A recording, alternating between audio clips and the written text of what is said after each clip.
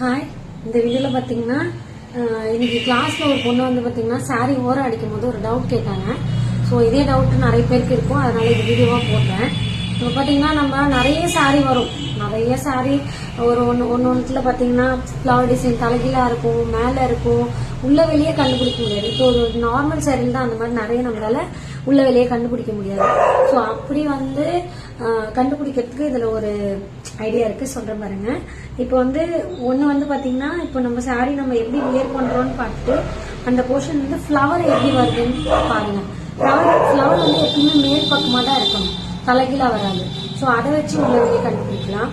அப்படியும் இல்லைன்னா இந்த கரை போர்ஷன்ல பாத்தீங்கன்னா எப்பயுமே நம்மளுக்கு மேல் பக்கம் வந்து டார்க்கா இருக்கும், உள் பக்கம் வந்து கொஞ்சம் லைட்டா இருக்கும். ஸோ அப்படி அதுலயும் கண்டுபிடிக்கலாம்.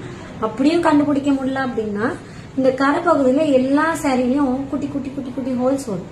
ஸோ நம்ம எப்பவுமே மேல் பக்கம் தான் சாரியோட ஊசி வந்து நெய்யும் போது வந்து மேல இருந்து தான் கீழே இறங்கும். ஸோ அப்படி இறங்கும் போது பின்னாடி பக்கம் பாத்தீங்கன்னா ஹோல்ஸ்ல ஒரு மாதிரி சொரசொரப்பு இருக்கும். ஸோ அதை வச்சும் கண்டுபிடிக்கலாம்.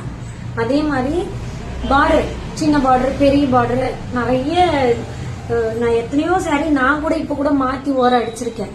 ஸோ கண்டுபிடிக்காத அளவுக்கு சாரிங்கர்ஸ் எல்லாம் நிறைய வருது. ஸோ இந்த மாதிரி சின்ன சின்ன நுணுக்கங்கள்ல வச்சு கண்டுபிடிச்சு ஓரம் அடிச்சிங்கன்னா உங்களுக்கு உள்ள வெளியே மாறவே மாறாது. ஸோ இதை கண்டிப்பா பிசினஸ் வந்து ஃபாலோ பண்ணுங்க. இந்த வீடியோ உங்களுக்கு பிடிச்சிருந்தா நம்ம பிடிச்சி ஃபாலோ பண்ணிக்கோங்க. நன்றி.